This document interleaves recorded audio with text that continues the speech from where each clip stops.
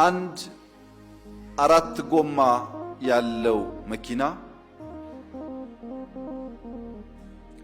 ከዚህ ተነስቶ የሚፈልግበት ቦታ ለመድረስ ቢያንስ አራት ሁነኛ ነገሮች ይጠበቁበታል።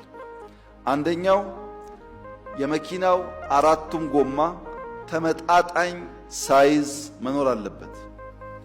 ሶስቱ መካከለኛ ሆነው የሚኒባስ ጎማ ሆነው አንደኛው የትራክተር ጎማ ቢሆን መፍጠን ቀርቶ መጓዝ አይችልም። because ትልቁ ትንሾቹን ይገለብጣቸዋል። ጎማው መመጣጠን አለበት። የጎማው ሳይዝ በከፍተኛ ደረጃ የሚለያይ ከሆነ የአንደኛው ማደግ ወይም ማነስ ሌሎቹ የመውደቅ ጦስ ሊሆን ይችላል። ሁለተኛው መመዘኛ አንድ ላይ መሽከርከር አለባቸው። ሶስቱ ጎማ እየተሽከረከረ አንደኛው ቢነክስ ባይሽከረከር መኪናው ወደፊት ሳይሆን የሚሄደው የነከሰው ጎማ ስለሚጎትተው አደጋ ሊያስከትል ይችላል። እኩል መሆን አለባቸው። አራቱም መሽከርከር አለባቸው። ሶስተኛው በአንድ አቅጣጫ መሄድ አለባቸው። ሁለቱ ወደፊት ሁለቱ ወደ ኋላ ከሆነም አይቻልም፣ አይደርሱም። አራተኛ እኩል ስፒድ ያስፈልጋቸዋል። እያንዳንዱ ጎማ በእኩል ፍጥነት መጓዝ የማይችል ከሆነ የአንደኛው መፍጠን የአንደኛው መዘግየት አደጋ ያስከትላል። ተመጣጣኝ ሳይዝ፣ አንድ ላይ መሽከርከር፣ በአንድ አቅጣጫ መጓዝ፣ በእኩል ፍጥነት መጓዝ ያስፈልጋል። ወደ ብልጽግና አምጡት።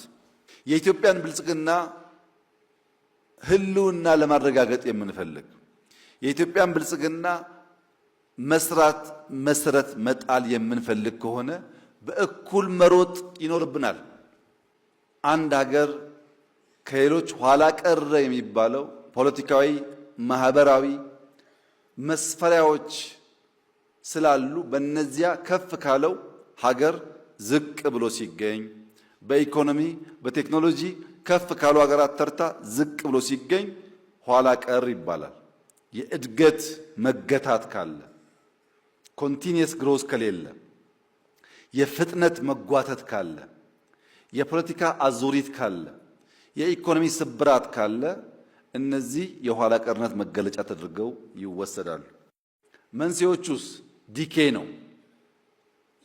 አንደኛው ኢንስቲቱሽናል ዲኬ፣ ለምሳሌ ፖሊስ ብለን አደራጅተን የህዝብን ሰላም መጠበቅ ካልቻለ፣ ዲኬ ካደረገ፣ በማህበረሰብና በፖሊስ መካከል ትረስት እየጎደለ ከሄደ፣ ሌጂቲሜሲውን ካጣ፣ ወይም ፍርድ ቤት ብለን ሰው ተበድሎ ፍትህን ፍለጋ ፍርድ ቤት ሄዶ ፍትህ የማያገኝ ከሆነ፣ የፍትህ ተቋማት የማይታመኑ ከሆነ የኢንስቲቱሽናል ዲኬ ያጋጥማል። መንግስታት ስራቸውን በወጉ መስራት ሲሳናቸው ማለት ነው።